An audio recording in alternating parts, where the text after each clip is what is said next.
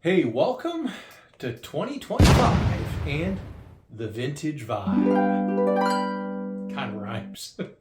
This week, we're going to take a peek at kind of a famous pair of speakers. They've been around since 1957, and there's been at least four versions that I'm aware of. And that is the Klipsch Heresy. And we're going to look at, in particular, the Model 2. We'll talk a little bit about the Model 1s right through to the Model 4, but we're going to focus on the 2s.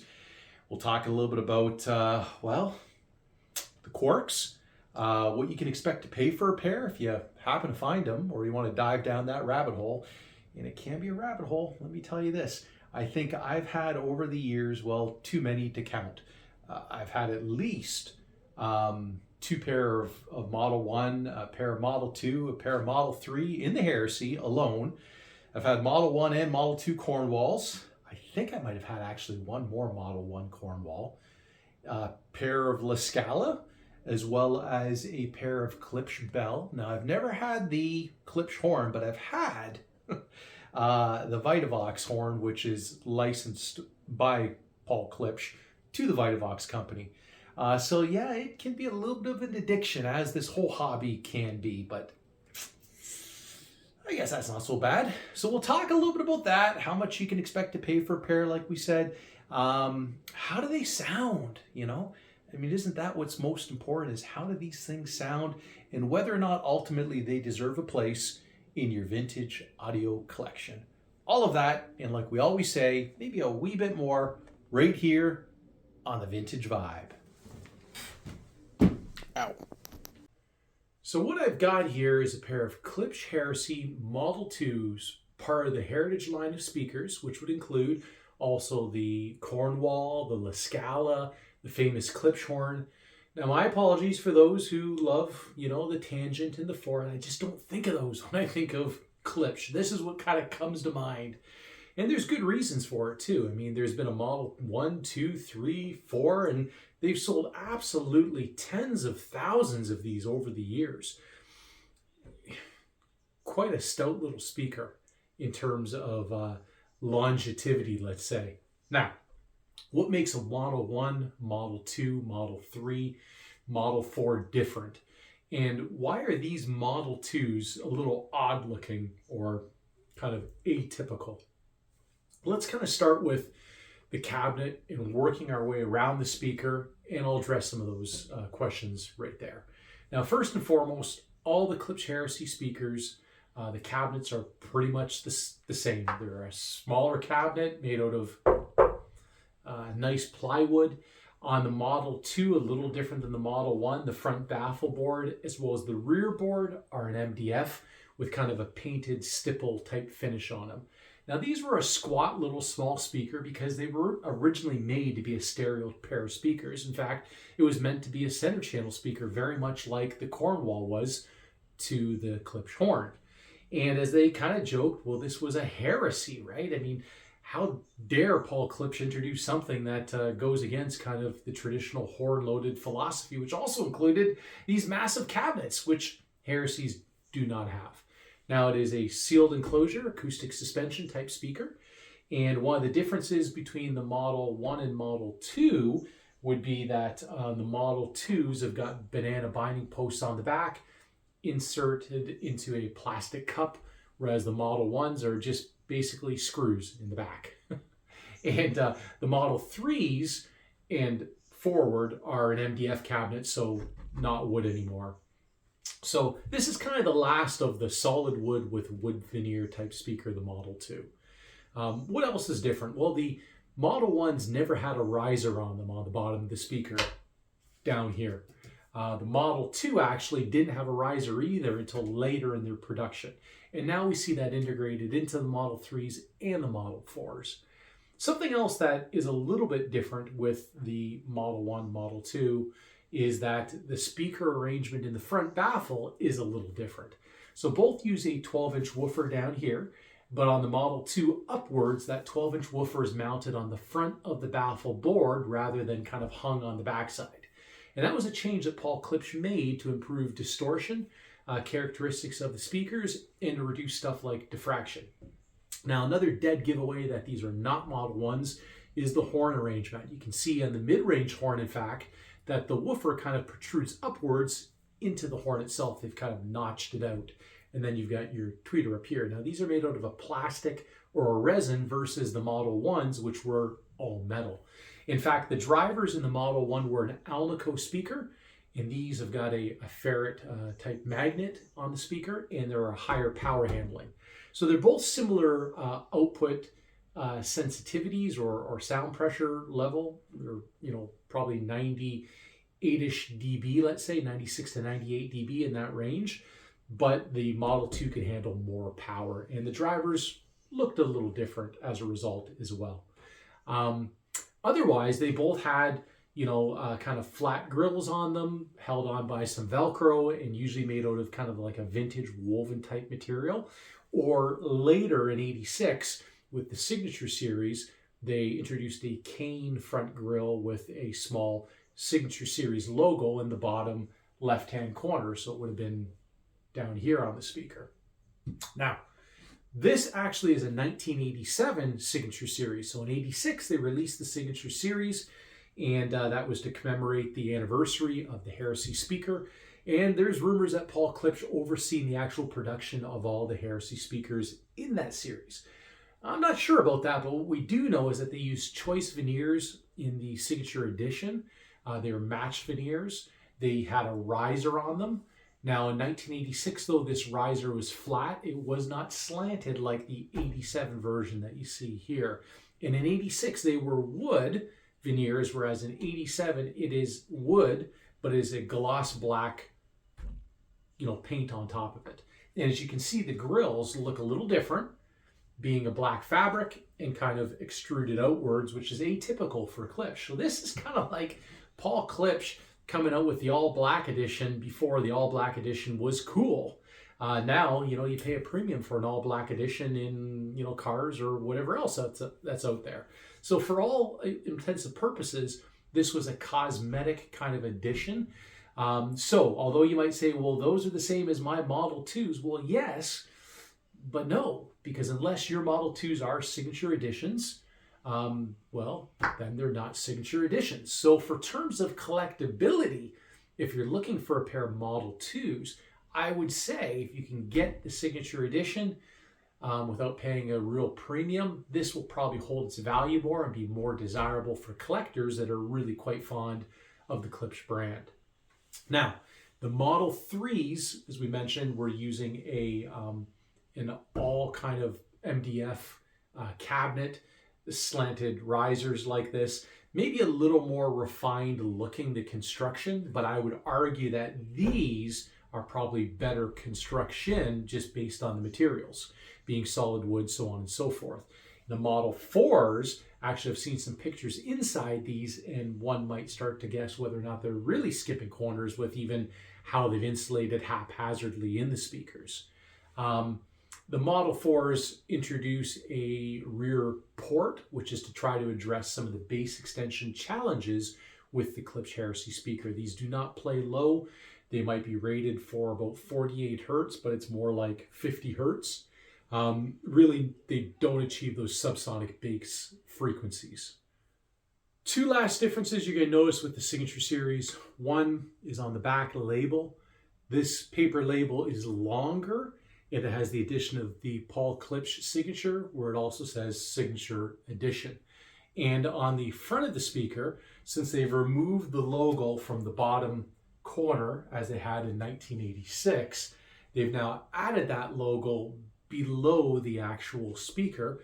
You can see it all the way down here in the middle, which again says that's the Signature Series, and it has the Paul Klipsch signature. So those are your differences cosmetically between the Model 1, the Model 2 Signature Series, Model 3, and Model 4. Now let's take an up-close look at these beauties.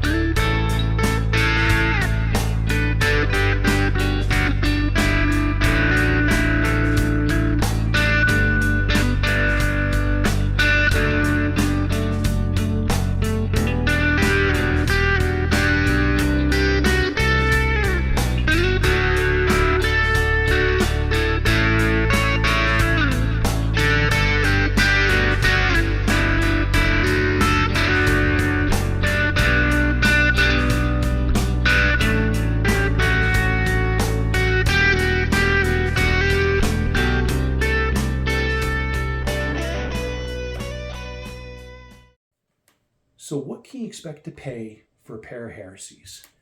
Well, it depends on the model. Model 1, Model 2, for all intents and purposes, about the same. 2024 Canadian dollars, expect to pay about $800 for a good pair, upwards of $1,000 to $1,200 for maybe a choice veneer like the walnut. Maybe a little bit more, $1,300 or a tad more for a signature series, because they're a little more obscure, so they're going to be a little more dear in the hands of collectors.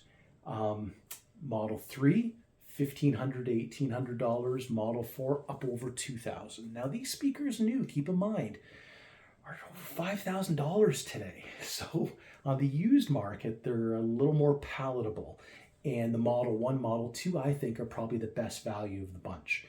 And that's because, for the most part, they all kind of sound the same, with a couple slight differences. But we're talking a squat little rock monitor speaker that sounds great with rock. Now, it's not that they can't play jazz, you know, that horn can sizzle. It's not that they can't play orchestra, but that's just kind of what they sound good on, is just listening to, you know, your favorite tunes, non-critical listening, maybe a 70s receiver, something like a Pioneer SX, you know, 1050 or something like that, or a good power pre combination. Just something where you're not trying too hard to, you know, to be ultra detailed and critical. That's what these speakers are. They're a good, honest speaker. Now, the Model 1s are a Alnico magnet like we discussed, so I find that they tend to sound a little smoother by nature, and maybe the bass sounds a little bit warmer, maybe a tad thicker, so you get the perception maybe there's more bass than the Model 2, which sounds a little more lively, a little bit punchier, just overall. Now, the Model 1s also, because they have the metal horns, sometimes they get criticized for, you know, sounding a little honky, or, you know, people will say the horns can ring. Now, I never experienced that myself, but, you know, folks will, you know, sometimes treat the horn with something like a Dynamat or acoustic material to prevent that ringing. Other folks will tell you that you have to have tube amplification on horns, that they just kind of go hand in hand. And I think that's because tubes, when they're pushed, when they start to break up and they distort, it's a more pleasing harmonic distortion to our ears than a solid state amp, that when it starts to get driven hard, it gets a little edgy, you know, and you're going to particularly notice that in the high frequencies, and more so with horns. So the tube amp just kind of takes that edge off a little bit, especially with not so great recordings like 1980s rock on CD. In terms of overall response, expecto, the Model 1s, anywhere from about 48 to 50 hertz, upwards to about 17,000 hertz is what they put on paper with these. Whereas the Model 2, we're looking at about 50 hertz again with bass, and a high frequency extension upwards of 20,000 hertz. Now, if you're anywhere over 30 or 40, you're likely not hearing over 16,000, so keep that in mind. The Model 2s, though, all in all, like we mentioned, a little bit, you know, more lively sounding of a speaker. I never noticed the horns to ever kind of sound squawky. They seem to sound better, you know, with kind of a solid state amplifier than the Model 1s did. And that might be because, again, they're that composite plastic type horn rather than metal. So it's not as critical as it is with Model 1s to maybe use tubes or something like that. But that's kind of what I noticed. And at lower volumes, they did a little bit better job than the Model 1s in that they sounded a little more balanced between the mids, highs, and lows. Again, the Model 1s felt like the bass wasn't as much there, and I had to turn it up a little bit more to get the bass drivers to catch up with the mids and, you know, the tweeters. The Model 3, they actually have, of the bunch on paper, the worst bass response. I think it's like plus or minus 5 dB down to 58 hertz. They kind of changed the sound slightly of those ones. Again, they sound similar still, but they went to a titanium tweeter in the horns, and I think they were trying to go for a more hi-fi sound, something a little more accurate. They kind of went after what was the flavor of the day out there, and I'm not quite sure if that worked. And the Model 4, now they've tried something again different. they've gone to the bass reflex and they're trying to get lower bass extension. But again, on paper, we're talking again, it's like plus or minus 4 dB type of thing down to 48 hertz. So again, not really much of a difference. But with that port, you can probably get them a little closer to a wall or a corner, and you're going to take advantage of some of the room loading, and you get the perception of a little bit more bass. But the speakers in general, nice wide sound stage. I tone them in a little bit, maybe about 6.5 feet apart. It was good in my room. Whereas my Valencias, I usually face the horns a little bit more at me. The Heresy, I like them kind of towed in a little bit, but not too much. And it's a nice wide sound stage, like I said. You can get good depth, particularly if you've got a good high resolution recording, a good amplifier. You can get some depth in the recording, but the sound stage isn't high. So when you close your eyes, it's kind of across here, down low, just like the speakers, rather than all around you. So you know you're listening to speakers, not a live band. So if you can get past that, take them for what they're worth, then they're kind of a neat speaker. Now the L-Tex, the Valencia, again, if I have the right recording and maybe some vocals or something, close my eyes, it almost sounds like there's a live band in the room with you. But again, they're not without their faults either. So all in all, is this a speaker that you might want to have in your vintage audio collection? Well, I think it depends on if you appreciate what, the background, the heritage, no pun intended, of the Heritage line of speakers. I mean, a good honest speaker that dates back as far as 1957, and they will probably last you a lifetime, particularly the ones and the twos because of the construction. And, they just sound good with most types of music. They're fun, they're a sing along and belt it out, with type of speaker. It's a toe tapping, speaker. It's, again, not a critical listening speaker. So I hope you enjoyed the review here today on The Vibe, and be sure to stick around 2025 because I've got a whole bunch of recordings here for you, a whole bunch of videos, and be sure to like and subscribe if you enjoyed today's video, because this is why I do it, is for you folks. So until next time, thanks for joining.